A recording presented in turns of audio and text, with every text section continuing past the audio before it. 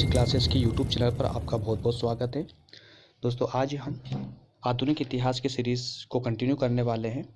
पिछले टॉपिक में हमने पढ़ा था अंग्रेज कंपनी की बंगाल विजय, और साथ ही साथ में हमने बक्सर के युद्ध के बारे में देखा, प्लासी का युद्ध को भी डिस्कस किया था।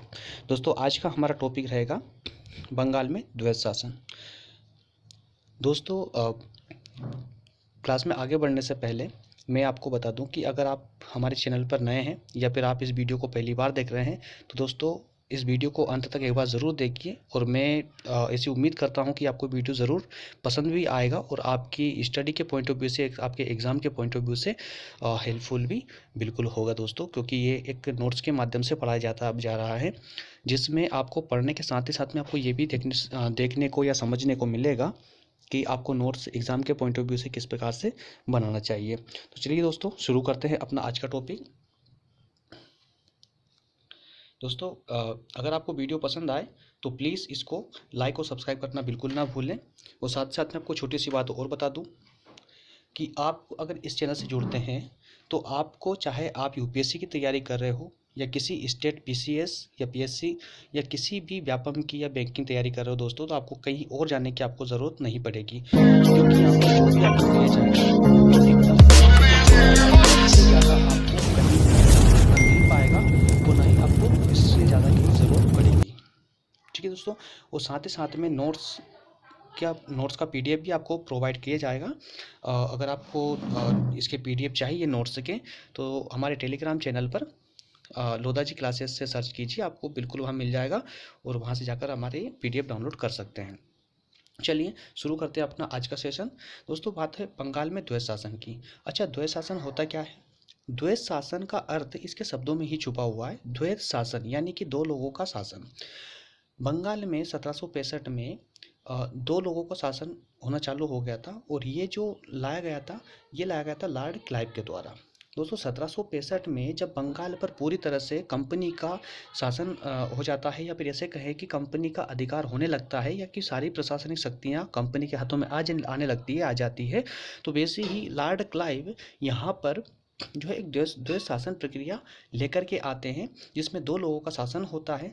और इस शासन व्यवस्था को शुरू करने वाले क्लाइव है, और इसको ख़त्म करने वाले वारेन हेस्टिंग, जो कि 1772 में आते हैं, और आते ही इस द्वैत शासन को बंगाल से ख़त्म कर देते हैं। द्वैत शासन का मतलब क्या होता है और क्यों लाया गया था, इसका क्या कारण था लाने का? दोस्तों, आइए इसके बारे में डिस्कस करते हैं, समझते हैं इसको क्या है क्या एक्चुअली। ये 1765 में लॉर्ड क्लाइव द्वारा प्रशासनिक परिवर्तनों की पृष्ठभूमि तैयार की गई, जिसके अंतर्गत शासकीय कार्यों को दो हिस्सों में बांटा गया। 1765 में दोस्तों क्या होता है कि लॉर्ड क्लाइव ने अपने प्रशासन के जो कार्यकाज थे, जो कामकाज थे, उनको दो भागों में बांट दिया। उसमें कुछ चेंजेस किए और दो भागों में बांट दिया, जिसमें से एक भाग तो उसने कंपनी के पास रख दिया, कि अगर ऐसा भी कहें तो ये कहना और अधिक उचित होगा कि जो प्रशासन के, यानी कि बंगाल के जो प्रशासनिक अधिकार थे, उन अधिकारों का एक भाग तो कंपनी ने अपने पास रखा और दूसरा भाग बंगाल के नवाब को दे दिया गया। उस भाग में से कंपनी के पास जो अधिकार आए, उन अधिकारों में दीवानी और निजामत के जो अधिकार थे वो कंपनी ने अपने पास रखे। वहीं नवाब को राज्य में शांति बनाए रखना और वहाँ की व्यवस्था बनाए रखना, ये काम नवाब को दिया गया, जो कि एक सिर्फ नाम मात्र के अधिकार थे, कोई विशेष अधिकार नहीं थे। अच्छा, कंपनी चाहती तो, एक क्वेश्चन आपके दिमाग में ये भी उठ रहा होगा, अगर कंपनी चाहती, तो कंपनी के हाथ में तो पूरा प्रशासन आ चुका था, वहाँ का पूरी शक्तियाँ वहाँ पर आ चुकी थी बंगाल की, तो कंपनी ने नवाब को क्यों नहीं हटाया, या फिर ये जो अधिकार दिए भी हैं ये नवाब को क्यों दिए? एक तरह से तो लगता है कि नवाब को कुछ अधिकार दिए गए हैं, लेकिन देखिए, एक प्रैक्टिकली सोचिए आप कि राज्य में शांति बनाए रखना, इससे कोई लाभ होने वाला है? नहीं। राज्य में व्यवस्था बनाए रखना, इससे कोई लाभ होने वाला है? नहीं।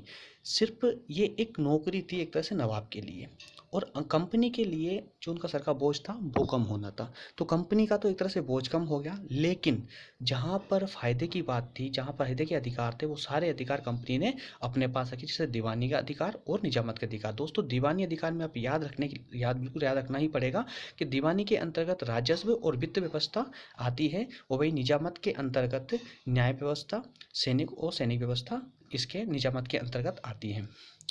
इसकी कहानी दोस्तों ये थी कि कंपनी ने ये जो महत्वपूर्ण अधिकार थे ये अपने पास तो रख लिए, लेकिन इस पर डायरेक्ट शासन अंग्रेजों ने, यानी कि कंपनी ने नहीं किया। डायरेक्ट शासन नहीं करने के कारण भी कुछ थे, नवाब को ये अधिकार दिए जाने के भी कुछ कारण थे। ये कारण मैं आपको आगे इसी लेक्चर में डिस्कस करवाऊंगा। देखिए बस आप कंटिन्यू टॉपिक बाय टॉपिक आप समझते चलिए, आगे पूरी कहानी बिल्कुल समझ आएगी आपको। तो देखिए दोस्तों कि जो दीवानी और निजामत के कार्य थे जो कंपनी के पास थे, उन कार्यों को कंपनी ने या अंग्रेजों ने स्वयं न करके और भारतीय एजेंटों के माध्यम से इन कामों को करना इन्होंने प्रारंभ किया। अब जो दीवानी कार्य थे, जहाँ से कर वसूला जाना था, राजस्व इकट्ठा किया जाना था और जो वित्त व्यवस्थाएं बनाई जानी थी, वो सारी व्यवस्थाएं कंपनी ने अपने पास तो रखी, लेकिन एजेंटों के माध्यम से, जो भारतीय एजेंट थे उनके माध्यम से इन्होंने ये व्यवस्थाओं को सुनिश्चित किया और बंगाल में लागू कर दिया। वहीं पे ही साथ में आपको मालूम होगा कि 1765 तक तो जफर का शासन रहता है। उसके बाद में फिर 1765 से जफर को भी हटा दिया जाता है। जफर को हटाने के बाद में फिर यहाँ पे नजमुद्दौला को गद्दी पर बिठा दिया जाता है। नजमुद्दौला को गद्दी पे बिठा करके और उसको 53 लाख रुपए वार्षिक पेंशन देना चालू कर देते हैं और बंगाल की सारी शक्ति अपने हाथ में ये ले लेते हैं और नवाब के पास सिर्फ और सिर्फ राज्य में शांति और व्यवस्था का ही कार्य इनके पास शेष रह जाता है। इसके तहत अगर भारतीय एजेंटों के माध्यम से कंपनी ने काम करवाया राजस्व को इकट्ठा करने में, जिस न्याय व्यवस्था करने में, तो इसका दोस्तों कुछ दुष्परिणाम भी बहुत सारे हुए, वो भी मैं आपको बताने वाला हूँ आगे। तो चलिए कंटिन्यू समझते इसको कि बंगाल, बिहार और उड़ीसा, बंगाल, बिहार और उड़ीसा ये तीन ऐसे क्षेत्र थे जो आर्थिक और व्यापारिक दृष्टि से बहुत ज़्यादा महत्वपूर्ण थे। तो इन्हों में बंगाल में, बिहार में और उड़ीसा में इन्होंने अलग अलग एक सेपरेट हेडक्वार्टर बनाए, वहाँ के मुख्यालय बनाए और मुख्यालय बना करके वहाँ पे एक जो है वहाँ के मुख्य को नियुक्त कर दिया। जैसे कि बंगाल की राजधानी किसको बना दिया गया, हेडक्वार्टर किसको बना दिया गया, मुर्शिदाबाद को, और वहाँ पे किसको बिठा दिया, रजा खां को बिठा दिया। वहीं बिहार के पटना बना दिया, पटना और सिताब राय को बिठा दिया। साथ में उड़ीसा का जो हेडक्वार्टर था वो उड़ीसा में ही बनाया गया और वहाँ का जो मुख्य था, प्रमुख थे, वो कौन थे, राय दुर्लभ थे। ये वही राय दुर्लभ है दोस्तों जिन्होंने सिराजुद्दौला को धोखा दिया था। ठीक, इस प्रकार से शासकीय कार्यों को नवाब और कंपनी दोनों के बीच में बांट दिया गया और इस पृथक्करण को, इस बांटने की जो व्यवस्था थी, इसी को दो शासन कहा गया। वो बंगाल की सत्ता अब दो हाथों में थी, बंगाल की सत्ता अब दो हाथों में थी, परंतु वास्तविक शक्ति तो कंपनी ने अपने पास ही रखी, है ना, अपने पास ही रखी। नवाब को 53 लाख रुपए पेंशन के रूप में दे करके और जो वास्तविक शक्ति थी कंपनी ने अपने आप को अपने पास ले ली। अच्छा, अब एक क्वेश्चन ये बनता है यहाँ पर, एक एग्जाम के पॉइंट ऑफ व्यू से क्वेश्चन ये बनता है कि यह कारण क्या था, कि बंगाल में द्वैत शासन लाने का कारण क्या था। अरे चाहते कंपनी तो खुद भी शासन कर सकती थी वहाँ पर, है ना, लेकिन वास्तविक कारण क्या था इसका। तो कारण, जो तात्कालिक कारण थे बंगाल में द्वैत शासन लगाने के, वो कारणों में प्रमुख कारण जो थे वो ये थे कि एक तो विद्रोह से बचने के लिए और अंग्रेजों को अपनी शक्ति को स्थापित करने के लिए। ये भी एक प्रमुख कारण था कि उस समय विद्रोह बहुत अत्यधिक हो रहे थे बंगाल से लेकर के हर क्षेत्र में, जहाँ जहाँ अंग्रेजी शासन कंपनी का शासन था, वह सभी जगह काफ़ी मात्रा में विद्रोह होने लगे थे। तो इन विद्रोह पे कंट्रोल पाने के लिए इनको एक ऐसी व्यवस्थित जगह की ज़रूरत थी या एक ऐसे शासन की ज़रूरत थी जहाँ से ये अपने सैनिकों में विस्तार कर सके, अपने किलों का निर्माण कर सके, जिसको विद्रोह को आसानी से दबाया जा सके। तो इसके लिए, विद्रोह को दबाने के लिए, अपने शक्ति संगठन बनाने के लिए बंगाल से बेहतर उस समय कोई जगह थी नहीं। तो बंगाल में इन्होंने अपना एक प्लेटफॉर्म बनाया। इस कारण से तो इनकी ये मंशा थी और यही एक कारण था, ठीक, विद्रोह को दबाना और अपनी शक्ति को स्थापित करना। अन्य कारणों में अगर देखा जाए तो विदेशी कंपनियां, और भी उस समय विदेशी कंपनियां थी जो बंगाल में अपना व्यापार कर रही थी, तो उनको बंगाल से खदेड़ना, क्योंकि बंगाल मैं फिर बता रहा हूँ कि व्यापारिक और आर्थिक दृष्टिकोण से बहुत ही ज़्यादा लाभदायक था।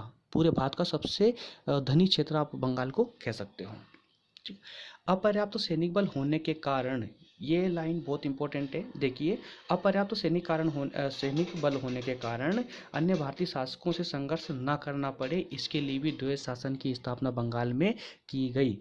यानी कि एक तरह से ये मान लीजिए कि भारतीय जो जनता थी वो उनको, और भारतीय जो अन्य शासक थे उन्हें ये विश्वास दिलाया गया कि अब भी बंगाल पर भारतीयों का ही शासन है, भारतीय राजा का ही, यानी कि भारतीय नवाब का ही शासन है, कंपनी का उसमें कोई विशेष हस्तक्षेप नहीं है। लेकिन वास्तविक शक्ति कंपनी ने अपने हाथ में ले ली।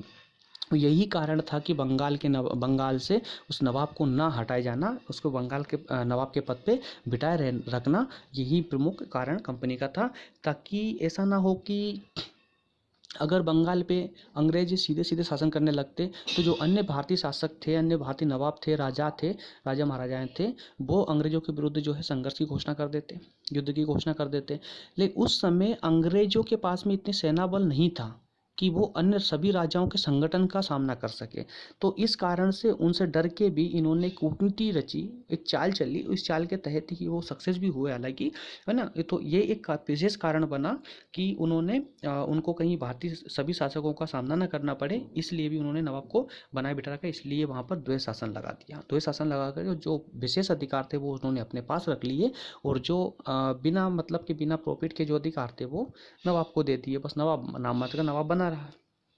ठीक। और दूसरी बात है, साथ ही साथ में जो इंग्लैंड की संसद थी, चूंकि आपको पहले बता चुका हूँ मैं, लास्ट लेक्चर में बताया था मैंने कि जो भी यूरोप से कंपनी, जितनी भी कंपनियां आती है उनमें सिर्फ ईस्ट इंडिया कंपनी ही एकमात्र ऐसी कंपनी थी जो निजी कंपनी थी दोस्तों, बाकी सभी की सभी कंपनियां सरकारी कंपनियां थी।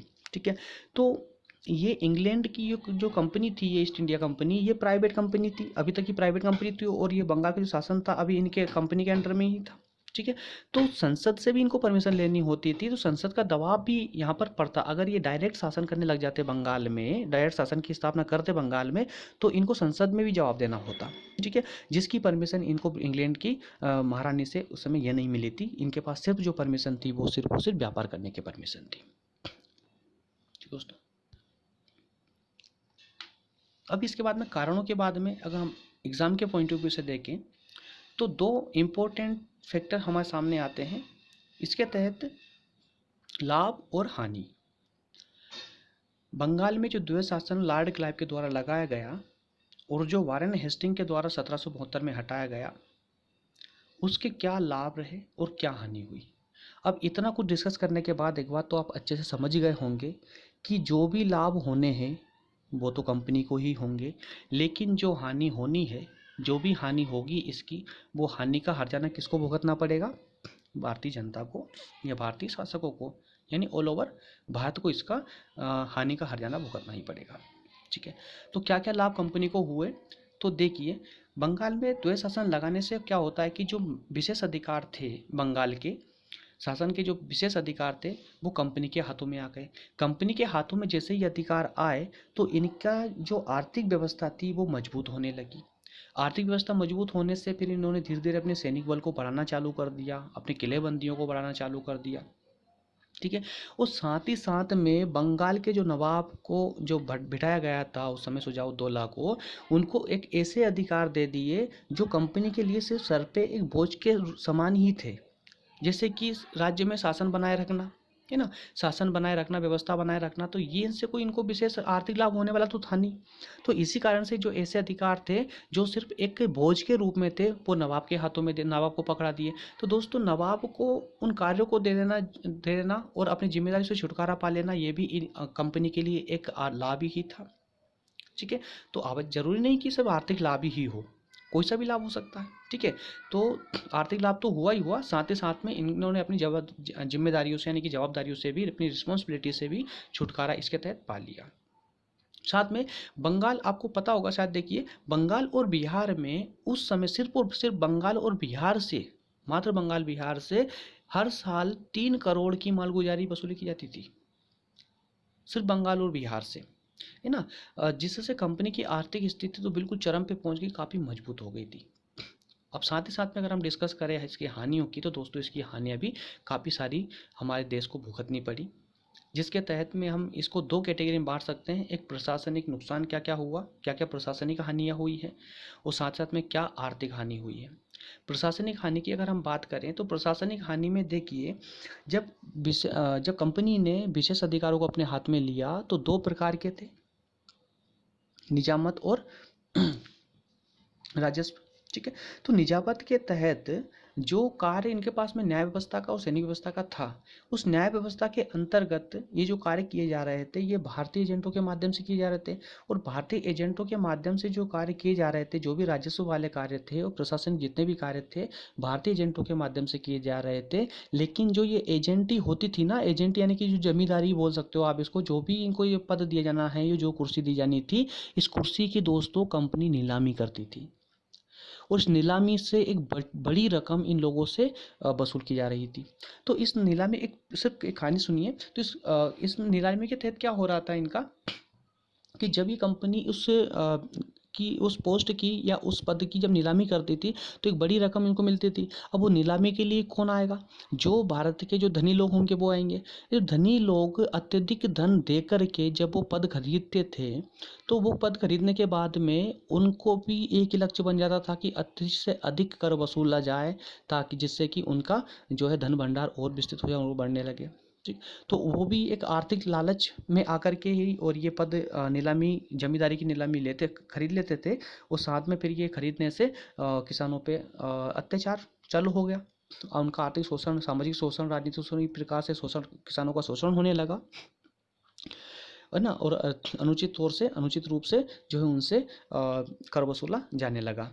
अगर हम वहीं पे ही अब साथ ही साथ में इसके अलावा एक बात और इसमें देख सकते हैं कि जो न्याय व्यवस्था थी, जो नायब सूबेदारों को दी गई थी न्याय व्यवस्था, वो न्याय व्यवस्था भी दोस्तों ठीक से नहीं चल पाई इनकी। क्यों नहीं चल पाई? क्योंकि जिन लोगों को ये न्याय व्यवस्था दी जा रही थी, कंपनी के द्वारा जिन भारतीय एजेंटों को दी गई थी न्याय व्यवस्था, वो इस कार्य के लिए सक्षम नहीं थे। सिर्फ अत्यधिक पैसा होने के कारण से इन्होंने नीलामी में उसको खरीद लिया, खरीद के और न्याय व्यवस्था में बैठ गए। और जब न्याय व्यवस्था ठीक से किसी राज्य में सुचारू रूप से नहीं चलेगी, तो वहाँ पे क्या होना है? यहाँ पे अराजकता, अव्यवस्था, ये सब तो फैलना ही है। ठीक। इसी के साथ साथ में अगर हम आर्थिक पतन की बात करें, आर्थिक हानि की बात करें, तो आर्थिक हानि में सीधे सीधे किसानों का शोषण हुआ है। क्यों हुआ? क्योंकि वहाँ पे जमींदारी की जो है बोली लगाई जा रही थी। जमींदारी की बोली, जब जमींदार बोली लगाकर अपनी जमींदारी को खरीदेंगे, तो जमींदारी खरीदने पर वो जो कर है वो अपना मुनाफा भी अधिक से अधिक वसूलने की कोशिश करेंगे। ठीक है। तो इसके तहत ये जो जमींदार थे, जो बड़े धनी लोग थे, जिन्होंने जमींदारी को बोली के द्वारा खरीदा था अंग्रेजों से बड़ी रकम दे करके, अब वो किसानों के शोषण करने के लिए मजबूर हो गए। उनको भी अधिक से अधिक धन चाहिए था। इससे कृषि व्यवस्था जो है टफ होने लगी। अब कृषि व्यवस्था टफ होने का कारण भी क्या था कि किसानों ने सोच लिया कि जितना हम कमाते हैं उतना तो हम पूरा कर में दे देते हैं। ठीक है। तो अधिक कमाने से लाभ क्या है? तो उन्होंने जो अतिरिक्त कमाई थी उस पर ध्यान देना धीरे धीरे किसानों ने बंद कर दिया और सिर्फ उतना ही कमाना प्रारंभ कर दिया, उतना ही कमाने में अपनी भलाई समझी जितने से कि उनका गुजारा हो सके। तो ज़्यादा कमाएंगे, ज़्यादा कर देंगे, फायदा कुछ होना नहीं है। तो दोस्तों इसी में कृषि व्यवस्था इस कदर ठप हुई इस द्वैत शासन के कारण, कि द्वैत शासन के चलते चलते सिर्फ 5 साल बाद ही, यानी कि 1770 में एक इतना भयंकर अकाल बंगाल में पड़ता है, जिससे कि 1/3 जनसंख्या भूख और बीमारी से मर गई दोस्तों। इसके बाद भी कंपनी की आंखें नहीं खुली। इसके बाद भी पता है आपको, एक बड़ी दुखदाई बात है कि कंपनी के द्वारा क्या कहा गया, लॉर्ड क्लाइव के द्वारा क्या कहा गया। लॉर्ड क्लाइव ने इस समय बोला कि जो लोग मर गए हैं उनका कर कौन भरेगा, तो उसके लिए 10% कर में और वृद्धि कर दी जाए। तो उस समय जो कर था, जो राजस्व वसूली की जा रही थी, लगान वसूला जा रहा था, उसमें 10% की और बढ़ोतरी कर दी, ताकि जो अकाल में लोग मरे थे उनके बदले का भी टैक्स इन लोगों से भरवा लिया जाए। ठीक है। तो कृषि के साथ ही साथ में दोस्तों, साथ में व्यापार में भी काफ़ी हानि इनको भारत को उठानी पड़ी। व्यापार में भी काफ़ी हानि हुई, व्यापारिक हानि भी काफ़ी हुई, क्योंकि इसमें जो स्वैच्छिक वस्तुएं थी उनके उत्पादन के लिए जो भारत के लघु उद्योग के जो कारीगर थे, शिल्पकार थे, उनको मजबूर किया जाने लगा।